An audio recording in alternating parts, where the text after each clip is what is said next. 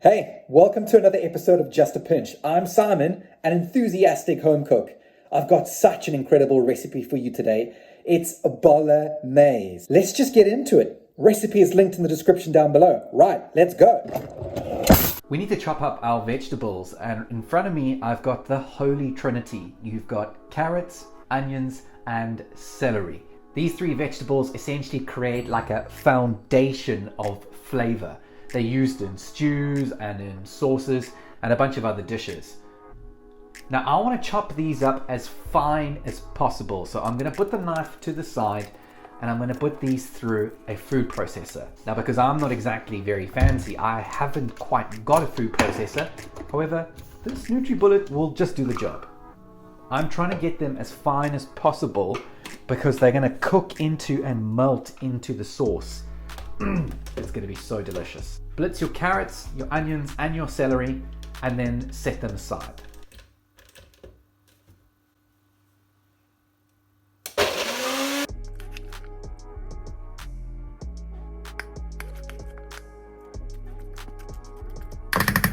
Bring a large Dutch oven up to temperature.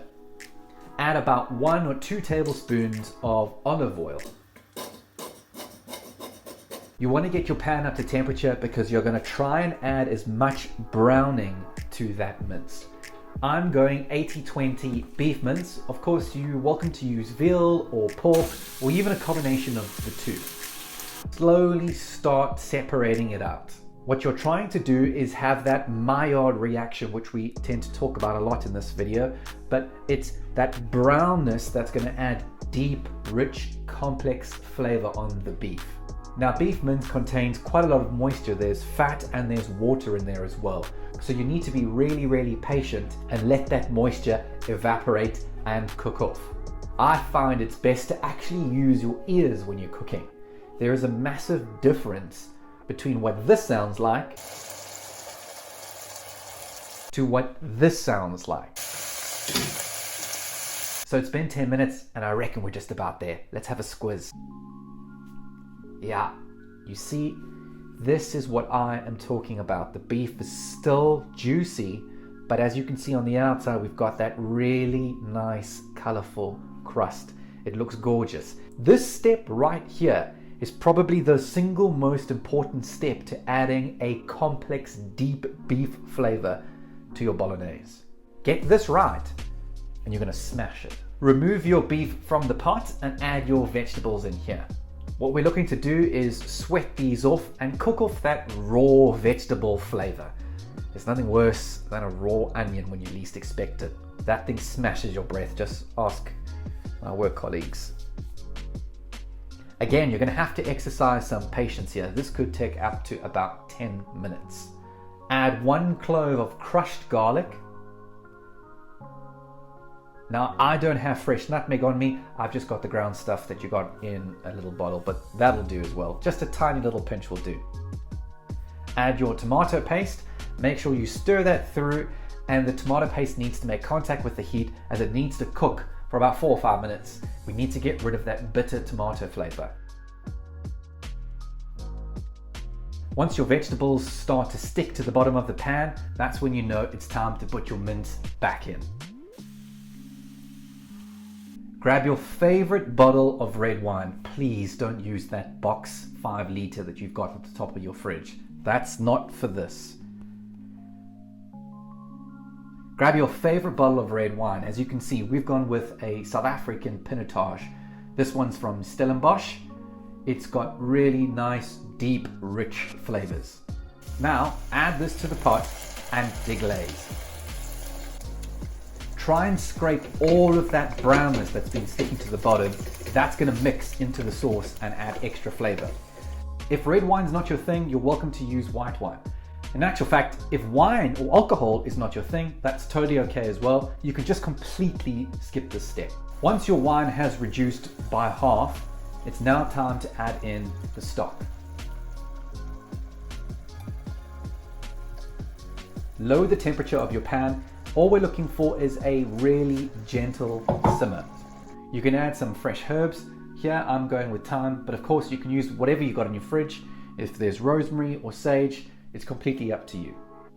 Now this is the step that is quite bonkers and puts a lot of people off, but just trust me on this.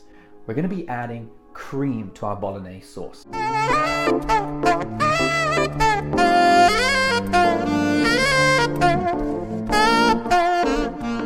If you don't have cream, you can use whole milk. If dairy is not your thing, then you're welcome to use oat milk. It'll have the same effect. The cream's just going to take that flavor to the next level. You're going to get that really nice velvety mouthfeel. Of course, cream tastes amazing on just about anything, to be honest with you. Sure, you can brown some mince, put some stock in there, cook some pasta, and you can call that spaghetti bolognese. And you know what? That'll probably taste fine. But on this channel, we're not about just cooking something fine. We're about upping that ante and turning something that's fine into fine dining.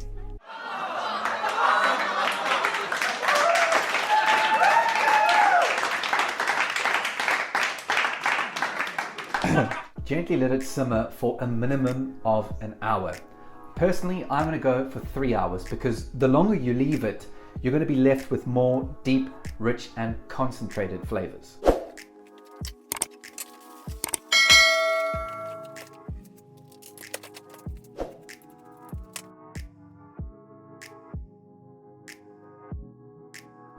In our house, we like to serve bolognese with spaghetti, but of course, any dried pasta will do. It's up to you. In fact, the chef in the canteen where I work actually serves this with gnocchi, and it is delicious. And in actual fact, my mom would often take leftovers and serve this on toast. So delicious. Bring your pasta water up to a rolling boil. We need to season our pasta water with an obscene amount of salt. We need to get this thing tasting like seawater. You can actually have a taste if you want. That's perfect. Add your pasta to your boiling water. You're going to cook this for about 2 minutes under what the package instruction says. Now, I can't necessarily read Italian, so I'm not sure what this box is telling me. So I'm just going to go with my gut and estimate 6 minutes. You need to cook your pasta al dente. What that means is the pasta is still slightly chewy because we're going to finish it off in the sauce.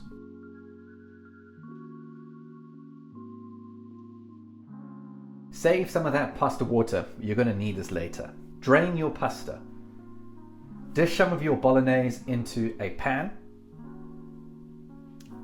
Use some of that pasta water that you saved earlier. The starches from that pasta water is going to help thicken the sauce and emulsify everything together. Now we're ready to add the pasta into the sauce.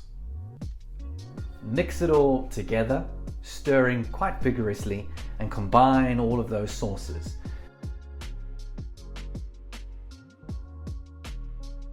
As the heat transfers into the pasta, it'll finish off cooking and it'll start to absorb those beautiful flavors of that bolognese.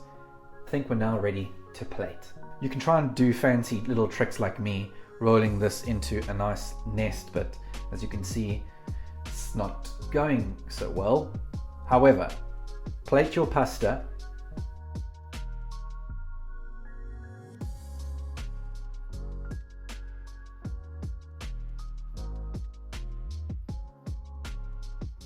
And then if this is your kind of thing, finish it off with some grated Parmesan. I mean, who would not want Parmesan on theirs? Damn, this looks good. Look at that. We're about to taste the bolognese. I'm so excited. But first, if you like this video, give it a like, comment in the comment section below, and don't forget to subscribe. Honestly, it means so much to us. We're quite a long way off from our goal, so every little bit from you helps us. So thanks. Right, let's taste it.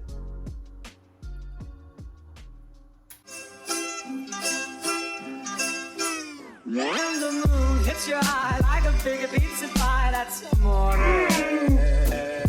When the world seems to shine like you've had too much wine, that's amore. When the moon hits your eye like a big pizza pie, that's amore.